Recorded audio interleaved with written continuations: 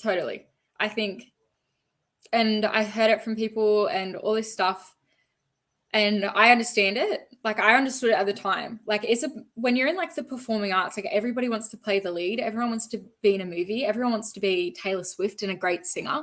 Like it's something that's so naturally inherent that you want to be the best and you want to be so good, and it's like a really redeeming factor in people.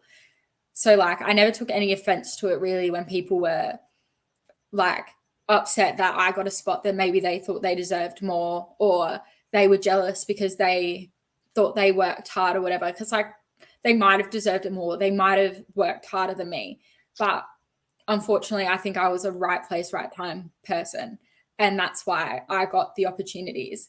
But, you know, I still look at people and go, like, I'm really jealous you got to do that, like, all the time. Like, it's just a natural thing. I got to wrestle at Knotfest on the weekend. Like, if I didn't get to do that, I was like, I would have been so violently jealous that I didn't get to wrestle at Knotfest. Like, I'm so grateful that that was an opportunity I got to do. Like, that was so cool. And like, there's 100% there are people like that are so jealous, but I think that's just so natural. Like, of course you're gonna be jealous. Like, that's fucking sick. Like, that's pretty incredible. But let's get into Knotfest. Like, how many matches was it that you wrestled like on Knotfest? Because there was like multiple shows throughout the day, right? Yeah, so there was 4 sessions. I wrestled 2 out of the 4, which was super amazing. I thought I was only going to get to wrestle 1. So when I got told I was going to get to wrestle a second one, I was so stoked. And then they said I was going to wrestle Kingsley, and I was like, oh, that's like up there of a dream match of mine. So I was like so excited. And it was so cool. Like, I remember when I found out I was going to wrestle, I was at work, and a bunch of the people that I work with all went to Knotfest. Like, they're all very much the dynamic. They're the group of people that would be at Knotfest. So I was popping.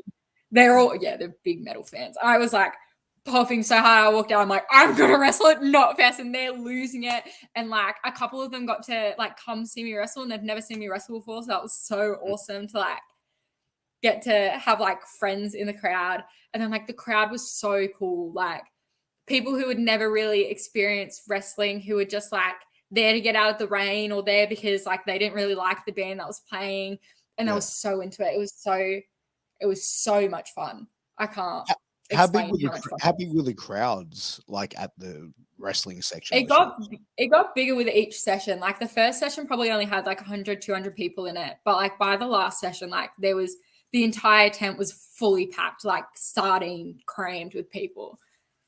Oh shit. That's crazy. Like, is this like, I feel like wrestling and metal just go together. Oh, 100%.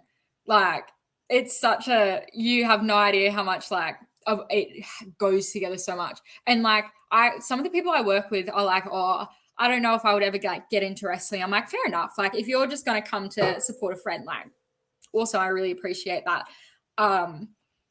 But like, then I explain like deathmatch wrestling to some of them, which I think deathmatch wrestling and metal they come together, and they're like, oh yeah, that's the shit I would watch. I would go to a deathmatch show. I'm like, yeah, I know you would.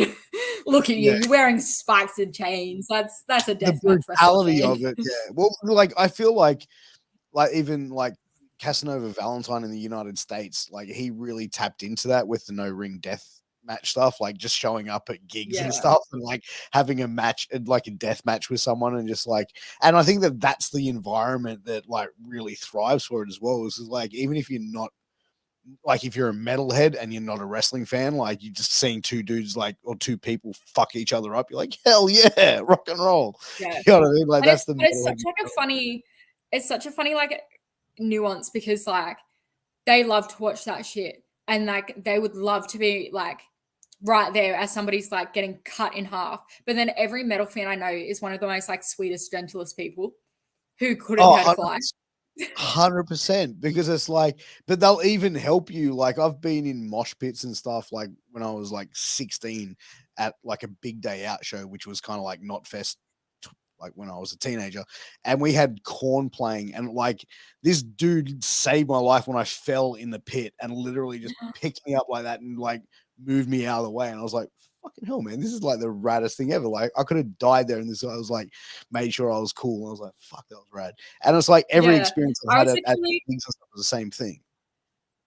Yeah, I was literally talking to one of my friends at work, being like, "Oh, I don't know if like they're gonna like me at Knotfest. Like, you guys are all very like, I wear all black, I wear spikes, I wear chains. And I'm not that kind of person. Like, I reckon I might get like a bit of heat." And I was like, "But what if I go out to the mosh and I'm in all this color? Like, they're gonna put me in the middle of a death circle. Like, I better practice like my running." I was like practicing like running like this. So we're like prepared. And my friend was like, "No, if someone put you in the middle of a death circle, it's more likely that they would get the shit beaten out of them than you." Like, you're telling me someone's going to push you into a death circle and somebody's not going to turn around and go, "Why are you pushing a tiny little girl in the middle of that?" Like, and I was like, oh, God bless.